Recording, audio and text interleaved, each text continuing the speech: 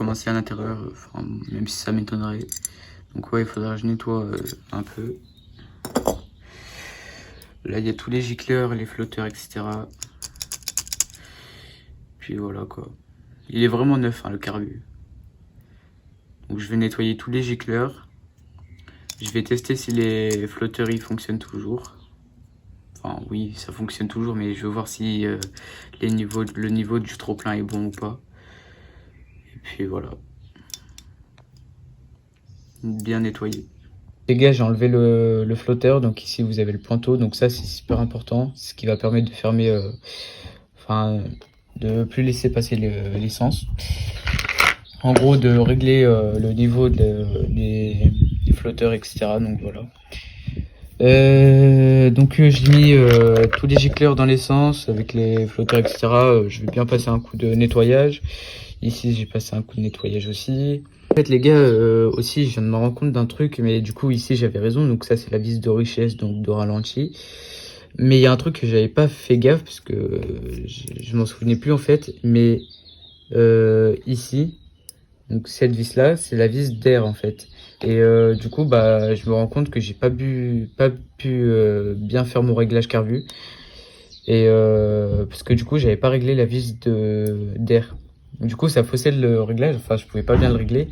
Et je m'en suis rendu compte que maintenant. Donc, c'est pour ça, en fait, que la moto, elle se noie. En fait, il y a trop d'essence qui vient d'un coup. Et aussi, en même temps, du coup, je me suis trompé aussi sur un truc que j'ai dit dans la dernière vidéo.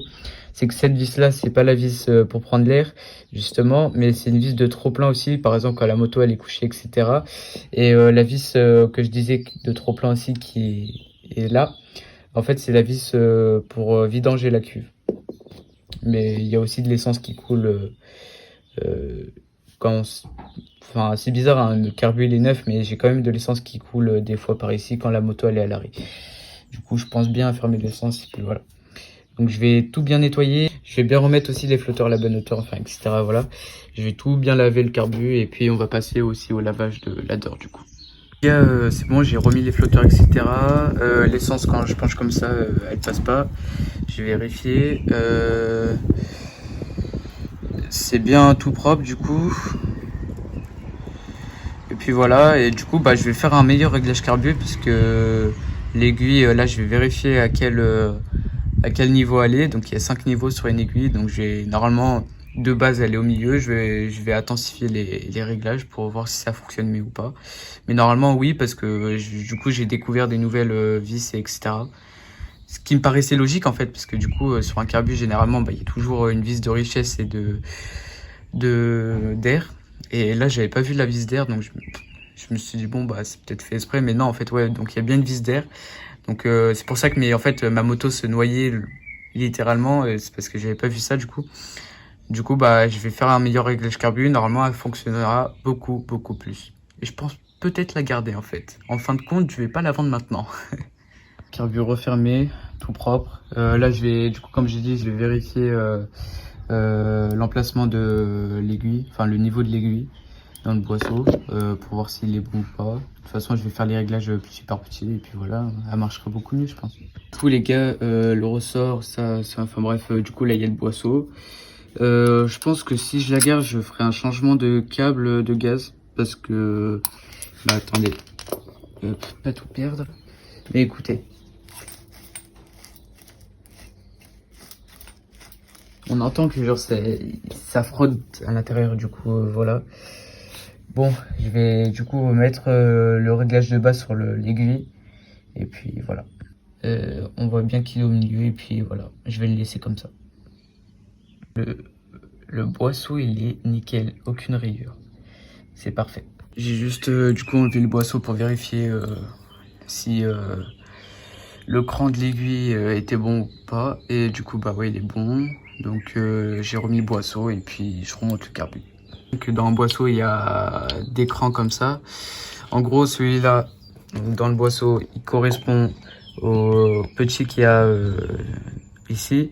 Et le plus gros cran, donc derrière le boisseau, correspond au plus gros qui est ici. Donc faites bien glisser, sinon le boisseau il rentrera pas complètement. Et du coup, ça sera un problème. Donc là, normalement, il descend bien.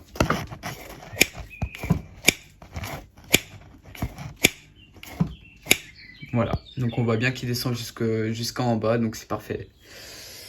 Au moins ça, je vérifie, je nettoie et puis voilà. Vous êtes prêts? Voilà, l'état du tirage rapide.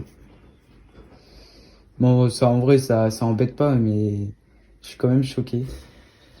Donc ça c'est ce qui tourne dans le tirage rapide.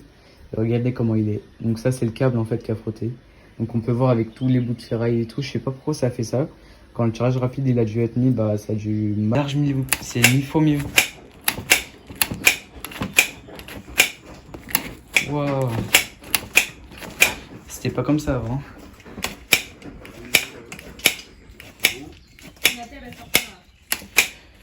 Oh là là. Voilà, déjà un truc de réglé qui est mieux. On l'a nettoyé les gars. Franchement je suis grave refait. Du coup ce qui a vraiment changé c'est tirage rapide. Mais en gros ça gêne pas. Genre c'est juste l'usure qu'il y a eu comme vous avez vu. Mais regardez. Déjà il n'y a plus le bruit des frottements. Et c'est lave mieux. Avant ça faisait pas ça. En gros avant ça bloquait. C'était dur. Puis même le carbule il est tout neuf et tout. Elle est toute parfaite en vrai. Il y a rien qui est nul. Tell me pretty lies, look me in the face, tell me that you love me, even if it's fake.